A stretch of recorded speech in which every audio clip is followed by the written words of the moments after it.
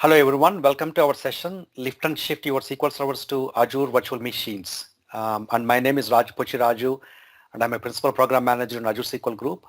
My team's core focus is to develop the database migration tools and services that really help you to do the seamless database migrations from your on-premises data centers to Azure SQL.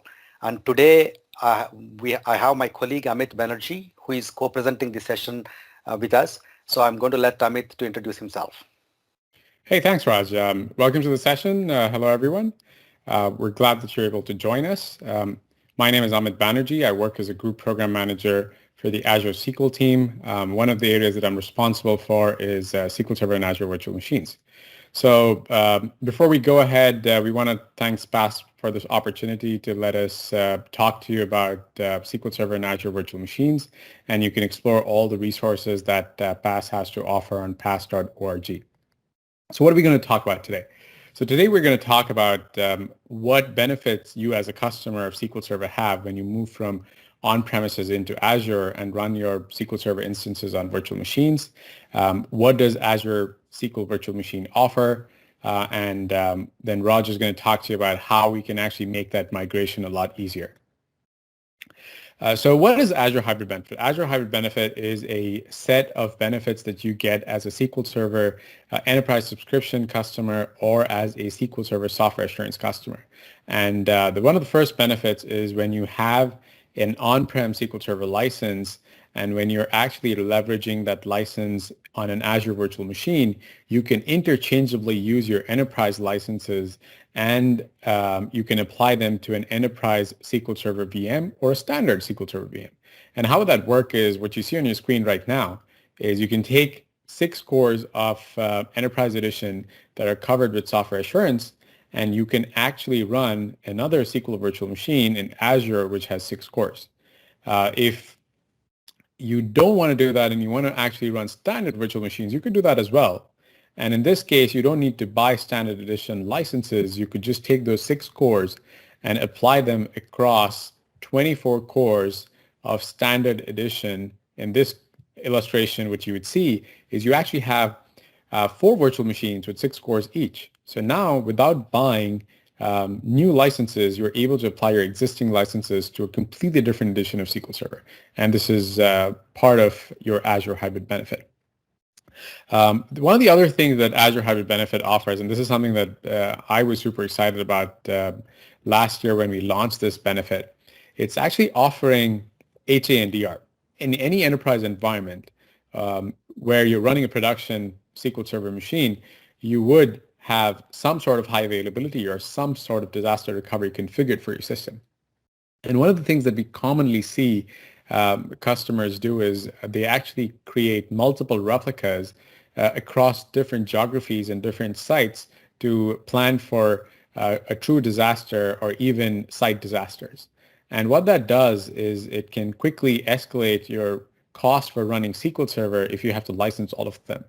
So prior to November 1st, you as a software assurance customer or as a SQL Server Enterprise subscription customer, you had the option of getting 1 free core for every primary core that was covered with a subscription license or software assurance license.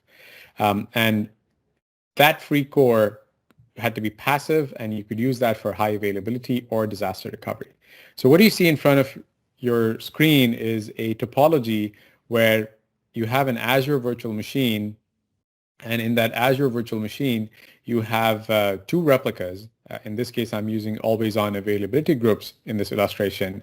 And Server 1 and Server 2 are in East US, Server 3 and Server 4 are in West US. And what Server 1 is doing is it's acting as the primary replica. Server 2 is a synchronous replica for high availability, which accepts automatic failovers.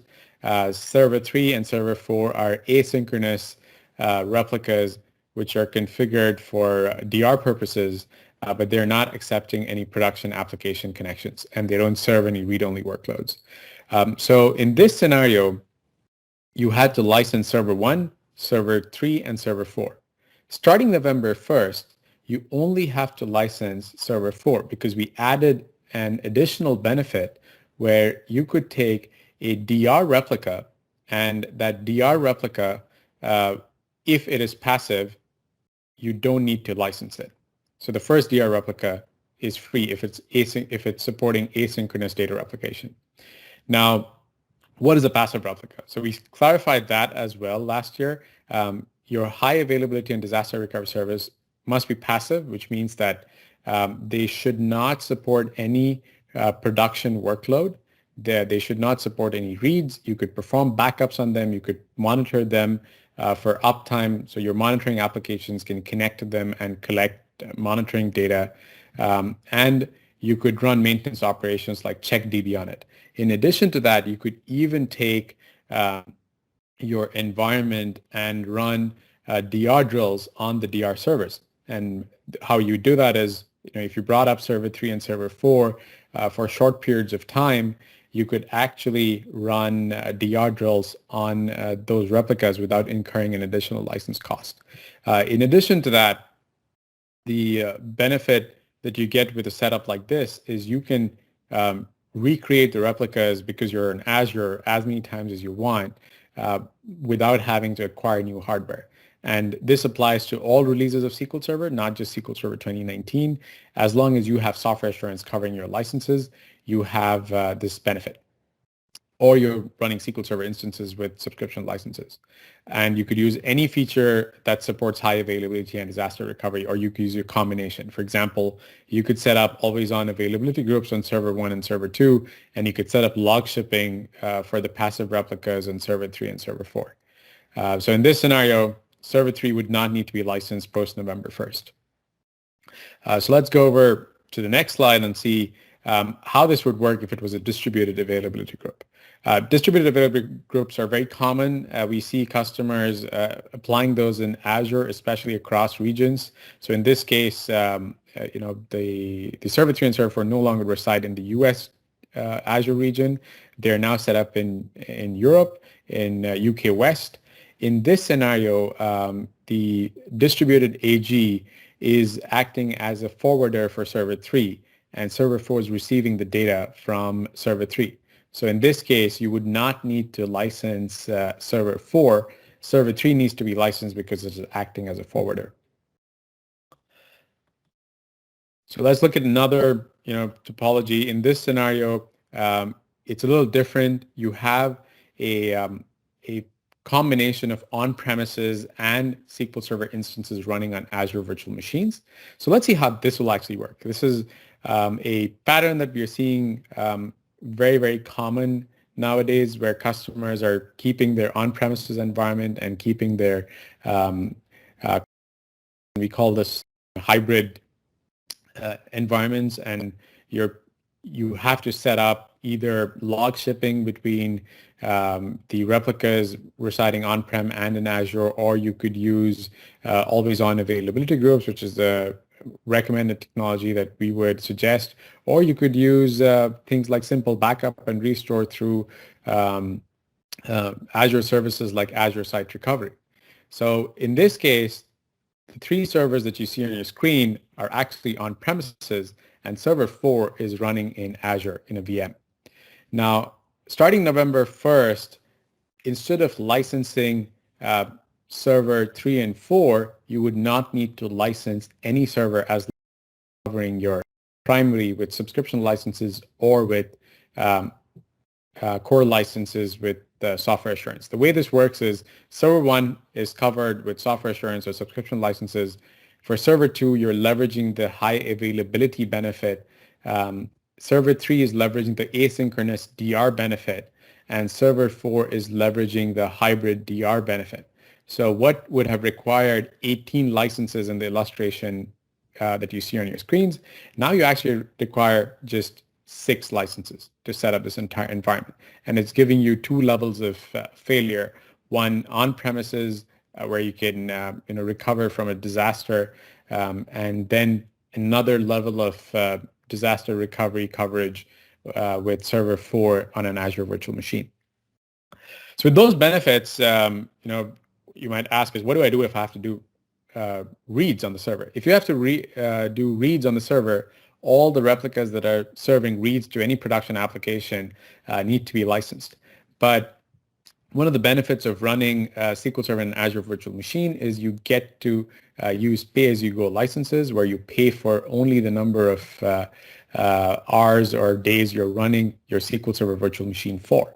So if you have a seasonal workload, or if you have very predictable workloads where you know only for a certain period of time you need read scale out capability, you can actually use Azure to set up your read scale out topology with our pay-as-you-go images, and you can configure your environment to only bring it up, let's say, the last week of every month. So with the pay-as-you-go capability, you only have to pay for that 1 week that your server is running. After you turn it off, you don't need to pay anymore. So that's the beauty of leveraging the cloud, where you can handle bursty workloads without having to buy capacity upfront. So what does the SQL Server virtual machine mean? In the beginning of the presentation, I talked about Azure SQL VM. Well, how is that different from running SQL Server on any other Azure VM? So if you go to the Azure portal and if you deploy a SQL Server virtual machine, we have added specific capabilities through what we call the SQL IaaS agent extension. What that does for you is it allows you to optimize cost by selecting pay-as-you-go licenses or using your hybrid benefit licenses or selecting HANDR. That's the licensing part, which I talked about in the previous slides. In addition to that, we also offer additional benefits for SQL Server virtual machines. For example, we allow you to schedule patching where SQL Server security updates are automatically applied on machines. If you choose to do your move your dev and test workloads into Azure, this is a good way of patching your dev test workloads without having to manually do them. While setting up the VM, you have a bunch of benefits like applying the optimal storage configuration, where it sets up the storage pools, adds multiple drives to TempDB, in general follows the best practices that we recommend for best performance for data warehousing or OLTP workloads running on virtual machines. It also offers security benefits like integrating with Azure Key Vault if you want to set up transparent database encryption for your SQL Server database using TDE, and you want to use Azure Key Vault as the key provider. You could do that, and that integration will be set up while the virtual machine is being created. You also have high availability configuration wizards that allow you to set up availability groups for an existing SQL Server virtual machine. And for all of these, you actually need the agent extension to be enabled. How does this work? You can actually do it through PowerShell or CLI, or you could actually go into the Azure portal, search for SQL virtual machines, and what you see highlighted in the red rectangle, there's a new button in there in Azure portal, which allows you to register all SQL Server VMs in a particular Azure subscription. And once that happens, any SQL Server VM that you create will be registered, and all of these extension benefits that I talked about in the previous slide would be applicable to you. So the next question you might have is, how do you actually get all of these benefits for SQL virtual machines? You could go into the Azure portal and you could enable the automatic SQL Server VM registration that you see on the SQL Server Virtual Machines blade. And what that does for you is it installs the IaaS agent extension for SQL Server on all the SQL virtual machines that you have, and all of these benefits would light up. In a little while, I'll show you how that actually looks like. You also have the benefit of attaching other Azure services. One of the services that you could attach to your SQL Server running on an Azure virtual machine is you could actually apply Azure Backup and protect your VM and your SQL Server databases. Azure Backup has integration for SQL Server virtual machines, and it also allows you to select preference for availability. In addition to that, you also have the ability to use our Azure security services. What you see on your screen right now is actually a advanced threat protection capability. So Azure Security Center offers protection and vulnerability assessment.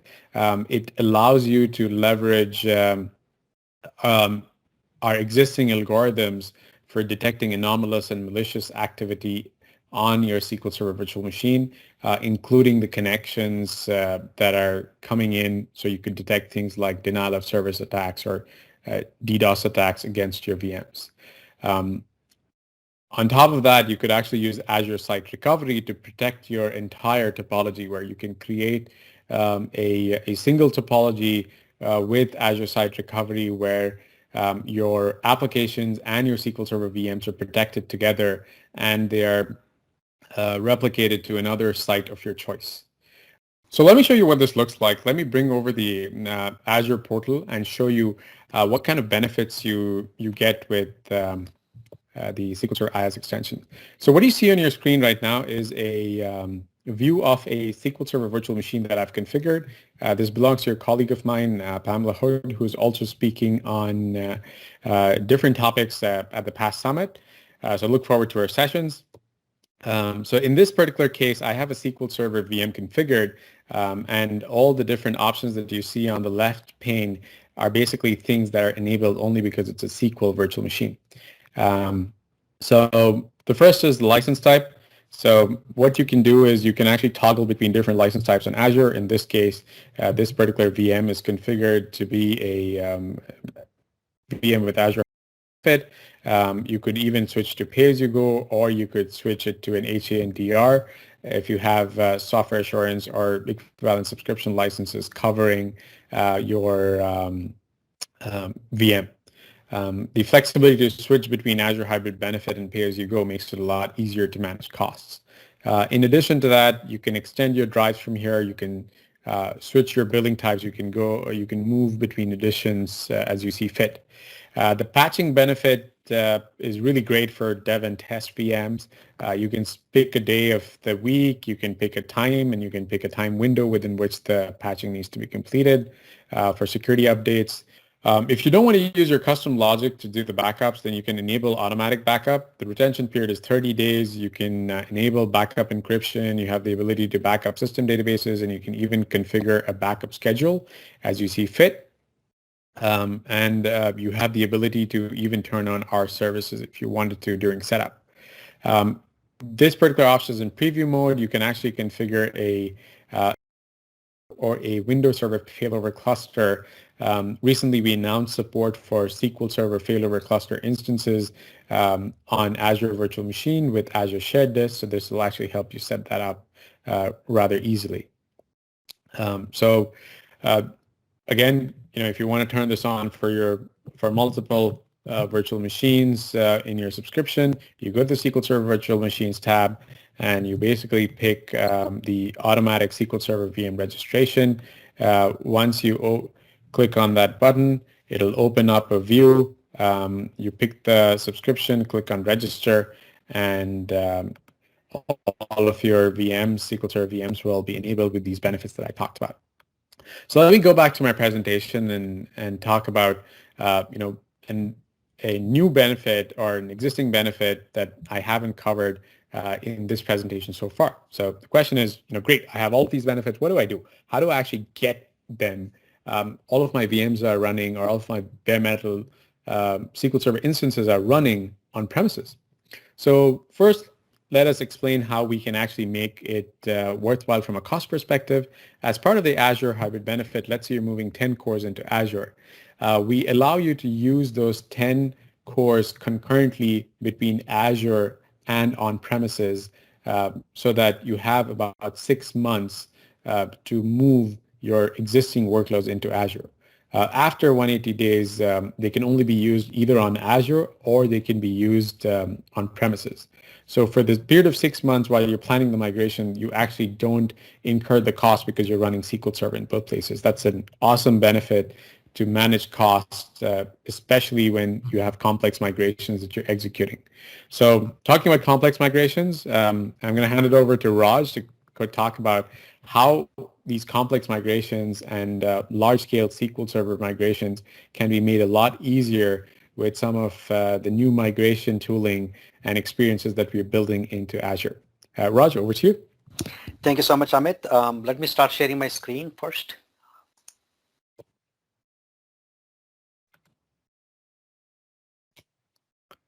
So let me get my screen out of the way. Yep, thank you.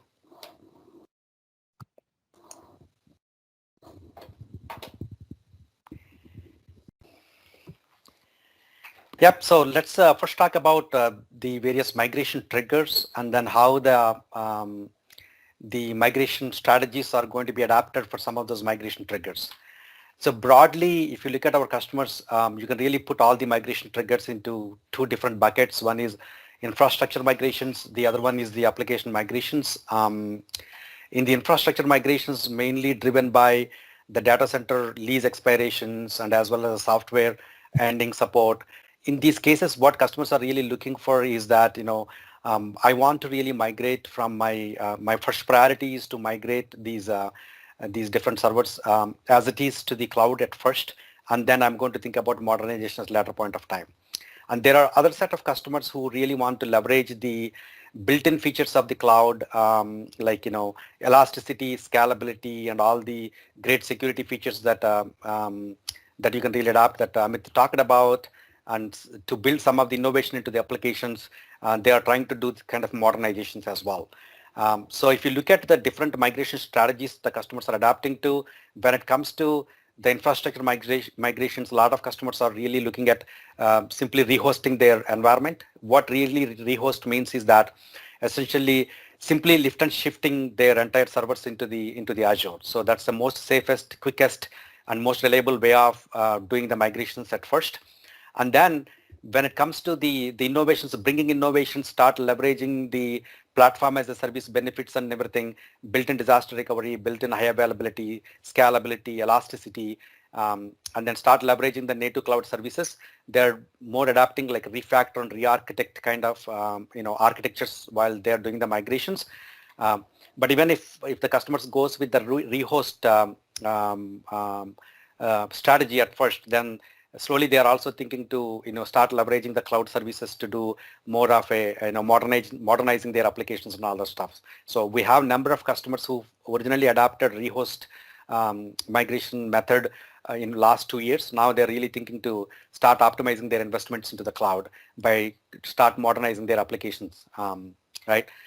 So here is the topology that I can think about when it comes to a typical rehost. So think about your LOB, the line of business application.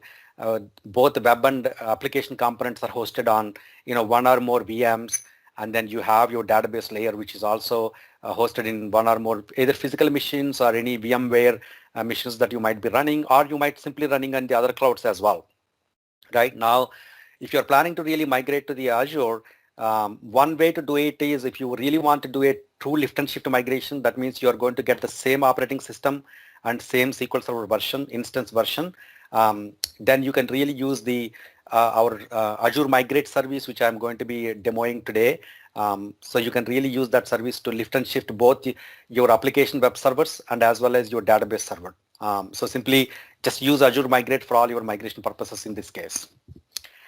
And whereas if you want to really modernize, start leveraging the Azure PaaS services for both your applications and as well as the database layer, then the topology is going to look like this. So you have your application currently hosted in your private data center or in a different cloud in the form of VMs. And now you want to migrate your application layer into Azure Web App Service, which is a platform as a service on the Azure. And again, you want to migrate your databases to the Azure SQL Managed Instance and Azure SQL DB. Both are the PaaS services on the Azure with all the built-in high availability and all those high availability, built-in availability, and as well as disaster recovery capabilities, auto scale. You can really leverage those features as well. For that, for migrating the web application and as well as the application layer, you're going to be using the Web App Migration Assistant tool to do the migration. And for migrating the databases, you're going to use the database migration tools to do that.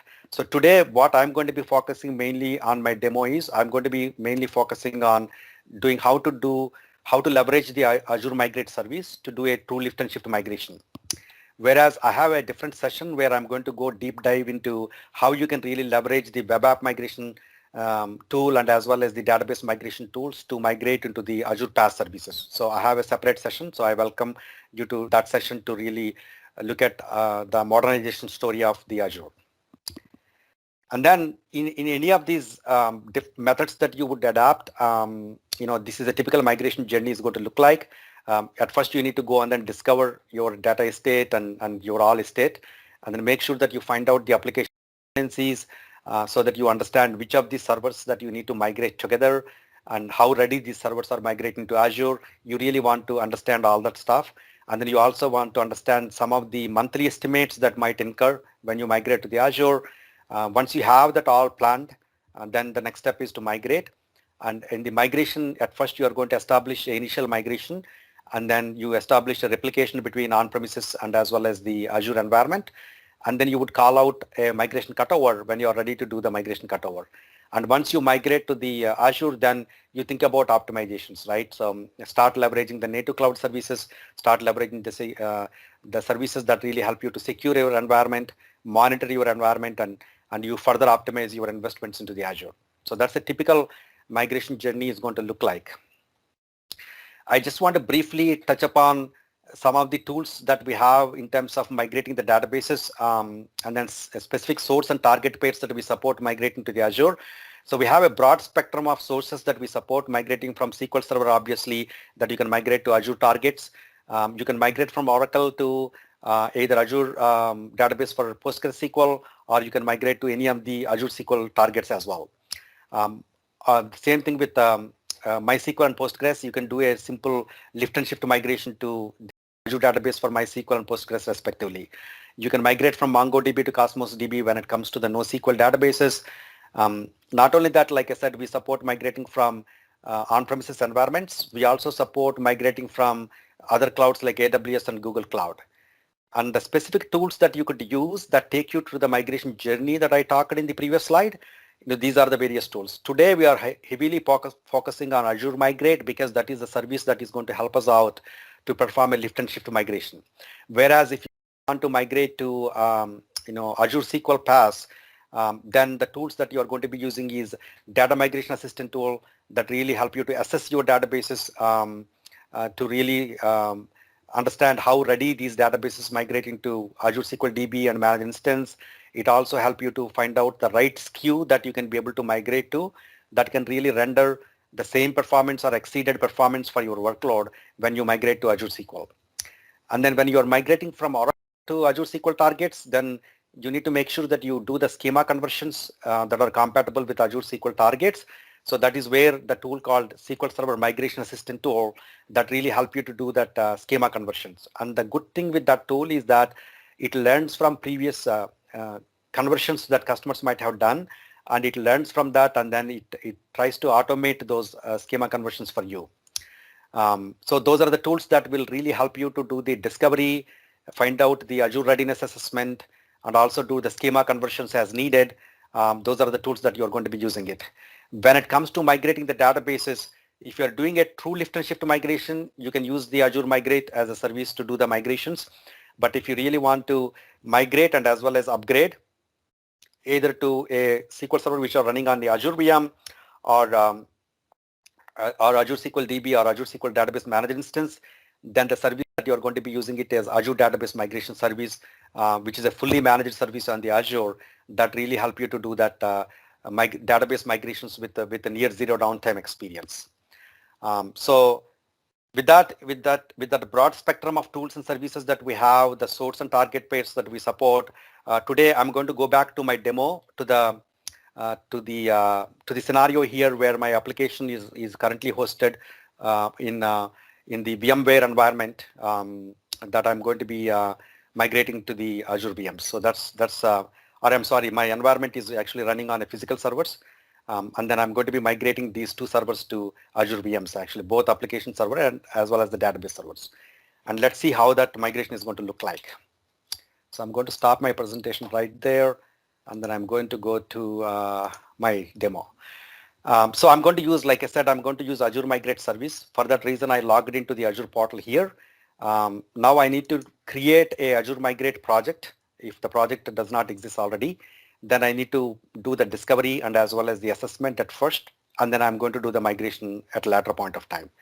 So I logged into my Azure portal and I want to create a project in the Azure Migrate service. So I'm going to locate, usually you find Azure Migrate service here, but otherwise if you don't find here, you can also search here for Azure Migrate service so that you find Azure Migrate service here. And then as you see here, this is Azure Migrate service is a fully managed service on the Azure. and it also provides you a unified migration experience across your servers, databases, and applications, right? So this is a single stop where all your migration needs are going to be achieved. So now my first thing is that I need to really discover. So I'm going to go to the servers tab here. And as you see, some of these servers are already discovered and some of the assessments are already performed that I did in the previous time. But let me show you how I got here to begin with, right? I already have a project here, but if you don't have a project, the first thing that you need to create a project. So let me showcase how that project creation experience is going to look like. You click on that link where I came from here to change. And then if you can use this link to create a new project. And you simply provide a subscription where you want to create your project, create a new resource group where you keep all the resources, or you can select from the existing ones. You give some name to it, test migration maybe, and then you just simply hit a create button. So that itself is going to create your project. I'm not going to create it because I already created one. Once I create that project, the next step is that you need to add an assessment tool to it. The way that you can really add an assessment tool is by clicking this. It will list out all the different assessment tools, different discovery and assessment tools that you could really leverage. You're not seeing our first party Azure Migrate tool here is because that we already selected in my project, but otherwise you would see Azure Migrate as well in that list. The idea here is that if you have any preference or already using any of the other third-party tools to do the discovery and assessments, you could more than leverage the same tool here. You don't have to really use only Azure Migrate that Microsoft provided to you. So you can select any of these tools for your preference, but otherwise I already selected Azure Migrate. So you will see that Azure Migrate Server Assessment here. And then the next step is to do the discover. So I'm going to click on the discover. It has 4 different steps that you need to configure the discovery at first. So the very first thing is either you would specify you are going to be discovering using an appliance, which you are going to be configuring in your on-premises data center, so that that appliance is going to act like a discovery service for the entire data center that you might be discovering it. Or you could import the servers list from a CSV file. If you already have an inventory that you are maintaining through other means, you can bring that inventory into Azure Migrate itself so that you don't have to go and then discover again. And then the next step is you would really want to tell us whether you are running your environment in the VMware center or are you running Hyper-V or physical. In my case, it is a physical servers like I mentioned, so I'm going to choose that. And then it has 4 different steps. One is at first is you're going to generate a migration project key because you're going to use this migration project key to configure the appliance that you're going to be configuring. So either you can generate one or you can use the existing one. So I have a couple of these ones that I'm going to use that, right? And then I go there as well. I'm sorry, I got to go back here again. I lost the control there, but you can bring the existing one as well. And then you need to really migrate a Azure Migrate appliance software that you need to install in one of those machines that are there in your data center that you are going to be using that as a Azure Migrate appliance. And then you need to set up that appliance. Pretty easy way to appliance, just a couple of inputs that you need to give. That is the place where you are going to give this key there for that appliance. And then you just initiate the discovery, right? So once the appliance is set up, you log into that the server where you install the appliance, and then you register that appliance with our Azure Migrate service by providing the key that you just generated here. So that's very simple. We got this whole process is documented in our doc site. So once the discovery is initiated, you will start seeing that the discovery data is going to be start feeding into this portal. So now you can see that there are 3 servers that are discovered, and I'm going to click on that. And there are 3 different servers, name itself, you could say app server, DB server, and there is a campaign VM, which is storing some legacy database there. But just by looking at names, you can see that. But if you don't really can figure that out by names, you have to have some kind of a mechanism which applications the servers are running, which of these servers are hosting the database, how these servers are dependent on in terms of serving your workload. You really want to understand all that stuff, right? For that reason, we have a functionality called the dependency matrix. So you can, because we are doing a physical servers here, we need to have an agent-based dependency. So you need to really install the agent onto the servers where you are going to be finding the dependency matrix. But otherwise, if you're running on the VMware, we have an experience called agentless dependency experience itself. So because my environment is not VMware, my environment is a physical, so I need to put this column instead. So I added that column. Now you just need to go on, and it gives you some guide how to configure the dependency agent on those specific servers. Once you configure that, you can click on here to find out the dependency here. This is a very useful feature for you. Just give me a second. This is kind of loading right now. Yeah, so here so the specific server that where we clicked on the dependencies is placed on the central place of the entire matrix. Now it is telling which processes are clearly running on this box. So you know that the SQL server is running here. That way, this is a DB server. And then it also gives you the various dependencies here. The incoming connections that are happening to the SQL server, the outgoing connections that are happening out of the SQL server, the different ports and everything that needs to be opened up. And it will also give you the list of the Windows servers that are dependent on each other. So this matrix really helpful to you to group together all these servers that you want to migrate together for a given workload. Otherwise, what will happen is if you don't really go through this dependency analysis, you might end up with accidentally migrating some servers to Azure and some servers still sitting on the on-prem. That can be a disaster unless it is really planned, right? So you want to make sure that you go through this dependency experience. And then once the discovery is done, the next step is to do the assessments. So you go to assessments here and then create a new assessment. I already created an assessment, but otherwise you can go to assessments here. Then you can start creating an assessment here. And then here, you can group together the servers based on the dependency analysis that you just made. So you can select the specific servers that you want to include in this particular assessment so that you can really assess the entire group. Either you can create a new group or you can use an existing group as well. So if I already have an existing group, I can use that. These are the servers that I'm going to be assessing. Click next and then simply just create an assessment here, right? So I already created an assessment. Let's go to the assessment here. So this is the assessment name that I created, which has two different dimensions to it. One is the Azure readiness and then the cost. If you look at the Azure readiness here, all these three servers are ready to migrate to Azure, to the VMs. And then you see the monthly estimates. The monthly estimates has got two different dimensions. One is the compute and the other one is storage. So you can break down to storage and compute as well. But if you really want to look at the cost details at individual level, you can also click on that so that you can get the cost at each individual server as well. That way you will have some kind of an idea how much you will be paying for Microsoft on a monthly basis for migrating these servers to the Azure.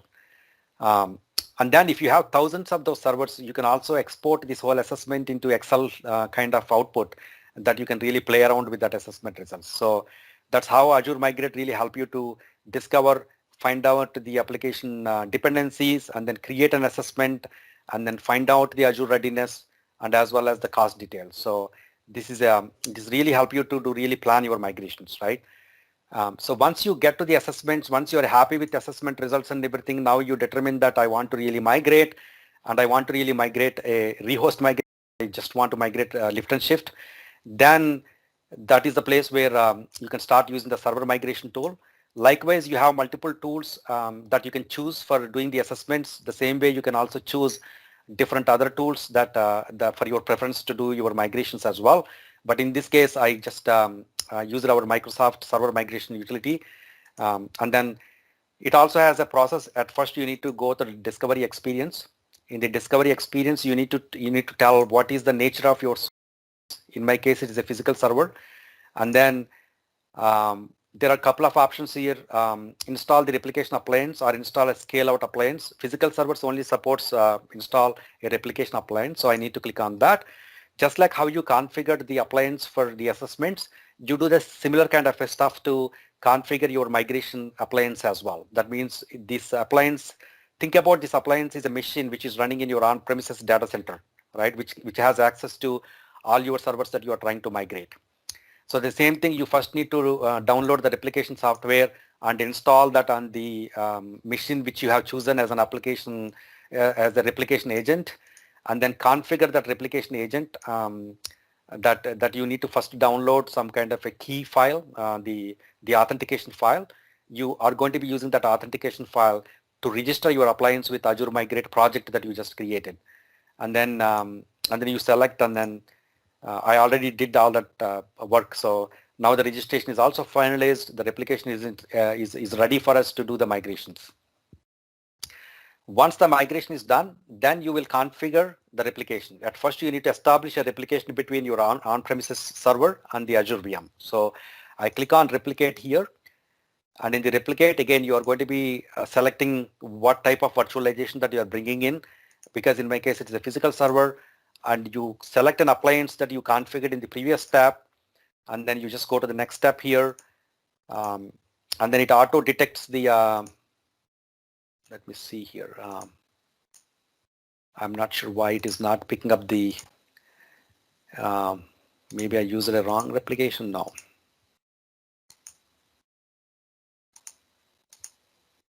Yeah, otherwise it will pick up the replication agent that you just did. And then it also pick up the specific servers that you configured that you want to migrate and everything. For some reason, it is not popping up here, but it's very simple. In the next screen, you should be able to start your replication. Once you start your replication, you can monitor that replication here. So for this example, I only configured one replication server. So the replication is currently running. So you click on that, and then now the replication is complete here. That means this is ready to do the migration cutover.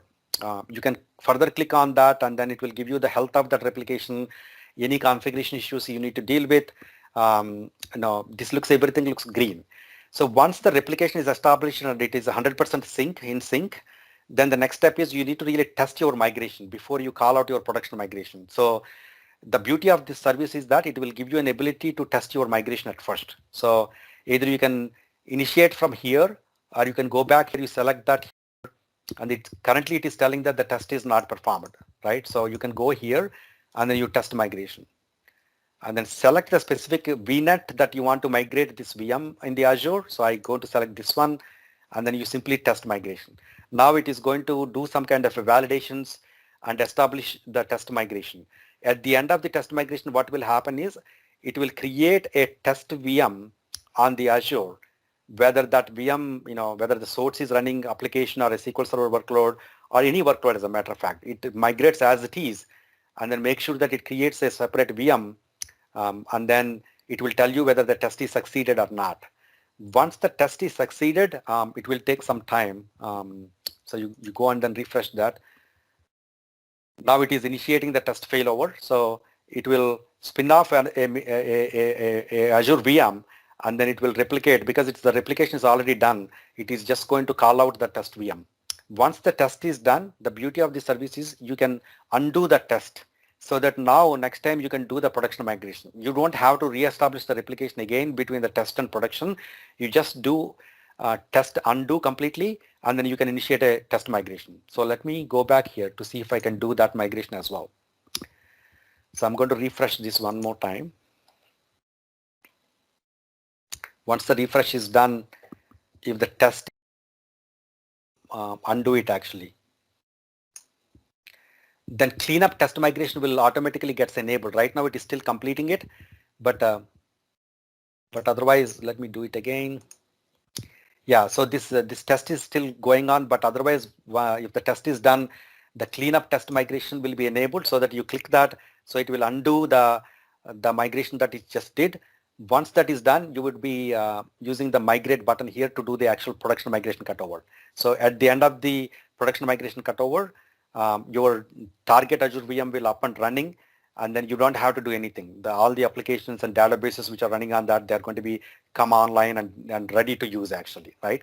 So if you look at a typical downtime, the downtime is only during the migrate. When you hit the migration button, the time it takes to do that, brief a few minutes. I think the test is already done, it seems. Let me refresh, which is good. That is only time that you really experience migration downtime. Otherwise, it is very seamless migration. It can give it to you. Yep, now you clean up. You give some notes to it. I am done testing. Testing complete, and delete the test virtual machine because we don't want the test virtual machine sitting right there. Once that is done, your replication is still on, by the way. Your downtime is not started during the test. So your source VM is still online. All that, the business is as usual for you.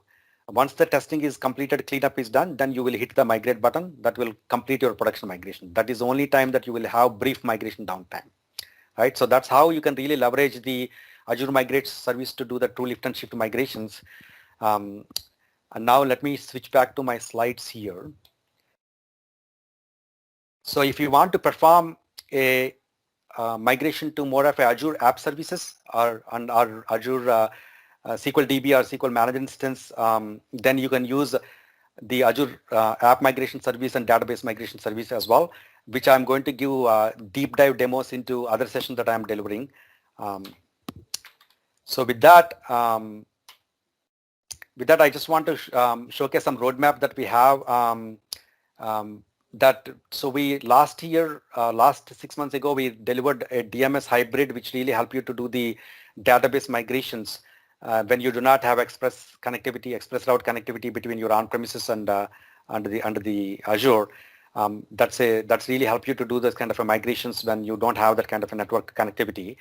But this time, for the next 6 months, what we're going to be doing is we're trying to simplify the migrations much more simplistic experience by bringing the migration experience into the tools called SQL Server SQL Server Management Studio, and as well as the Azure Data Studio, so that you can simply trigger your VM database migrations and as well as your the whole SQL Server migration within the tools which you are familiar with managing your on-premises environment, so that you should simply start migrations from there itself.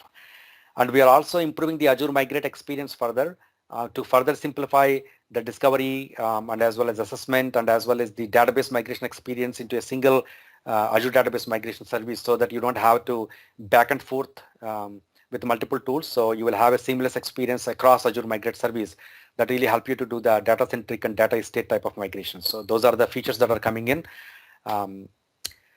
And I want to conclude my presentation and demo today is by giving some of the resources for you.